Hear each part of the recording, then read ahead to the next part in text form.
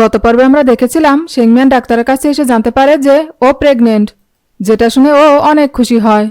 তবে কিছুক্ষণ পরেই ও মনে মনে ভাবতে থাকে যে ওর বাচ্চার ব্যাপারে ফুইচানকে ও কিভাবে বলবে। তাছাড়া ওর আসল পরিচয় জানার পর ফুইচান কি আদৌ ওর বাচ্চাটাকে অ্যাকসেপ্ট করবে নাকি করবে না। অপরদিকে উজিয়ানও নিজের চেক আপ করানোর জন্য হসপিটালে আসে, আর এসেই ও শেংমিয়ানকে ডাক্তারের চেম্বার থেকে বেরিয়ে যেতে দেখে, যেটা দেখে ওর সন্দেহ হয়।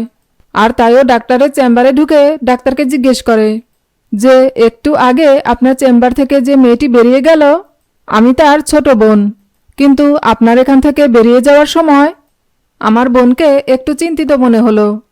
তাই আপনি কি আমাকে বলতে পারবেন আমার বোনের কি হয়েছে?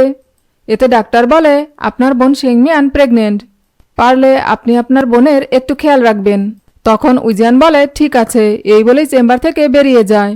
আর বাইরে বেরিয়ে রেগে গিয়ে মনে মনে বলে এখন যদি শেংমিয়ান ফুইচানের বাচ্চার মা হয় তাহলে তো ও সারা জীবনের জন্য ফুইচানের ওয়াইফ হিসেবে থেকে যাবে। এর কিছুদিন পর ফুইচানের অ্যাসিস্ট্যান্ট না আসায় শেংমিয়ান ফুইচানের সাথে একটা ইভেন্টে আসে, আর তার জন্য ফুইচান শেংমিয়ানকে ধন্যবাদ জানায়। আর ঠিক তখনই সেখানে জেকিংও চলে আসে, আর এসেই ফুইচানের হাত ধরে শেংমিয়ানকে বলে পেনি, ফুইচান তো দেখছি তোমাকে ডিজাইনারের পাশাপাশি অ্যাসিস্ট্যান্টও বানিয়ে দিয়েছে। তখন ফুইচান জেকিংয়ের থেকে ওর হাত সরিয়ে নিয়ে বলে চলো এবার তাহলে আমরা ইভেন্টে যাই। আর সেখানে গিয়ে শেংমিয়ান যখনই ফু গ্রুপের হয়ে প্রেজেন্টেশন দেখানোর জন্য ফাইল ওপেন করে তখনই ও দেখে যে ফাইলের মধ্যে কোনো ডকুমেন্টস নেই। আর এদিকে শেংমিয়ানকে দেখে জেকিং মনে মনে হাসতে থাকে। আসলে জেকিংই প্রেস কনফারেন্স শুরু হওয়ার আগেই সুযোগ বুঝে শেংমিয়ানের ফাইলটাকে বদলে দিয়েছিল। অপরদিকে শেংমিয়ান তো ফাইলের মধ্যে কোনো ডকুমেন্টস না দেখে ভীষণ শকড হয়ে যায়।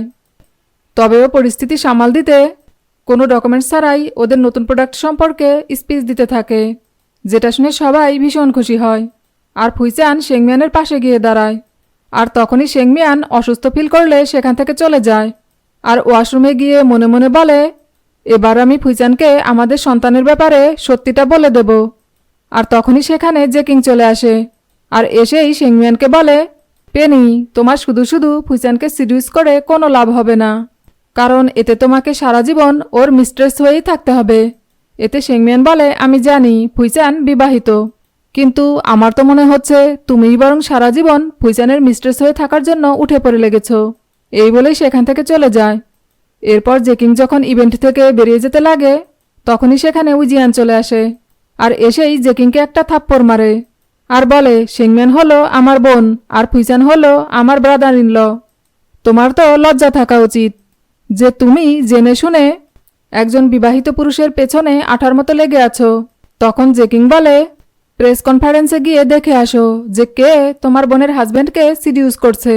এতে উজিয়ান বলে আমি জানি তুমি পেনির কথা বলছো, কিন্তু তুমি হয়তো জানো না যে পেনি হলো ফুইচানের ওয়াইফ শেংমিয়ান, যে কিনা আমার বোন, আর আমার বোন শেংমিয়ান ফুইচানের সন্তানের মা হতে চলেছে।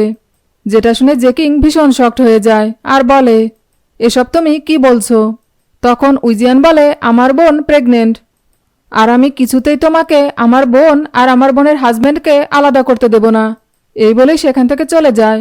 আর যাওয়ার সময় মনে মনে বলে আমি চাই শেংমিয়ান আর ফুইচান আলাদা হয়ে যাক, আর জেকিংকে সত্যিটা জানানো আমার প্ল্যানেরই একটা অংশ। এরপর পরের দিন জেকিং ফুইচানের মায়ের সাথে দেখা করতে আসে, আর এসেই ফুইচানের মাকে বলে আন্টি, আমি এখানে এসেছি আপনাকে একটা খবর জানাতে, যার সাথে আপনাদের পরিবারের মানসম্মান জড়িয়ে রয়েছে। এতে ফুইচানের মা বলে কি এমন খবর যার সাথে কিনা আমাদের পরিবারের সম্মান জড়িয়ে রয়েছে? তখন জেকিং বলে আমি শুনেছি আপনার ছেলের বউ শেংমিয়ান মা হতে চলেছে। এতে ফুইচানের মা বলে কি বললে তুমি? তখন জেকিং বলে আমি জানি আন্টি, ফুইচান শেংমিয়ানকে পছন্দ করে না, আর তাই আমার মনে হয় শেংমিয়ানের গর্ভে যে বাচ্চাটা রয়েছে ওটা ফুইচানের বাচ্চা নয়। এটা শুনে ফুইচানের মা ভীষণ রেগে যায় আর বলে শেংমিয়ানের এত বড় সাহস হয় কি করে যে ও আমার ছেলেটাকে এইভাবে ঠকাচ্ছে, কিন্তু অন্য কারো সন্তানের ছায়া আমি আমার ছেলের ওপর কিছুতেই পড়তে দেব না, আর তাই আমি এই বাচ্চাটাকে কিছুতেই বাঁচতে দেব না। যেটা শুনে জেকিং ভীষণ খুশি হয়। অপরদিকে শেংমিয়ান অফিসে বসে কাজ করার সময় ফুইচানকে ফোন করে, আর ফুইচান ফোন রিসিভ করলে শেংমিয়ান ওকে বলে আমি তোমাকে ভিলার ডিজাইনের ব্যাপারে ফোন করেছি। এতে ফুইচান বলে তুমি তোমার পছন্দ অনুযায়ী ডিজাইন করে দাও, তাহলেই হবে। তখন শেংমিয়ান বলে তোমার ওয়াইফের যদি আমার ডিজাইন পছন্দ না হয়? এতে ফুইচান বলে তুমি এখানে শেংমিয়ানকে কেন টেনে আনছো? তখন শেংমিয়ান বলে তোমার আর তোমার ওয়াইফের মধ্যে কি কোনো ভুল বোঝাবুঝি হয়েছে? এতে ফুইচান রেগে গিয়ে বলে ওই মেয়েটা আমার গ্র্যান্ডপাকে ফাঁসিয়ে আমাকে বিয়ে করেছে। এটা শুনে কষ্ট পেয়ে শেংমিয়ান ফোন কেটে দেয়। আর তখনই ওর কাছে ফুইচানের মায়ের ফোন আসে। আর ফোনের ওপাশ থেকে ফুইচানের মা শেংমিয়ানকে বলে আমি একটু অসুস্থ। যেহেতু তুমি আমার ছেলের বউ, তাই আমি চাই তুমি এসে আমার সেবা করো। আর এতে শেংমিয়ানও ফুইচানের মায়ের সাথে দেখা করতে আসলে হঠাৎ একজন লোক এসে ওকে কিডন্যাপ করে নিয়ে যায়। আর একটা জায়গায় ওকে আটকে রেখে ফুইচানের মা কিছু ডাক্তার নিয়ে আসে শেংমিয়ানের বাচ্চাটাকে অ্যাবর্শন করানোর জন্য। যেটা দেখে শেংমিয়ান চিৎকার করে ফুইচানের মাকে বলতে থাকে যে এটা ফুইচানের সন্তান। এতে ফুইচানের মা বলে আমি বিশ্বাস করি না, কারণ আমার ছেলে তো তোমাকে ঘৃণা করে, ও তো তোমাকে পছন্দ করে না। তখন শেংমিয়ান বলে তাহলে আপনি আপনার ছেলেকে ফোন করে জিজ্ঞেস করুন। এতে ফুইচানের মা ফুইচানকে ফোন করে বলে ফুইচান আমি হসপিটালে, তোমার ওয়াইফ শেংমিয়ান প্রেগনেন্ট, আর ও বলছে এই বাচ্চাটা নাকি তোমার। তখন ফুইচান বলে শেংমিয়ানের সাথে আমার এমন কোনো সম্পর্ক নেই যাতে আমি ওর সন্তানের বাবা হতে পারি। ভিডিওটি যদি আপনাদের ভালো লেগে থাকে তাহলে এর পরের পর্বগুলো দেখার জন্য চ্যানেলটি লাইক, শেয়ার, কমেন্টস এবং সাবস্ক্রাইব করবেন।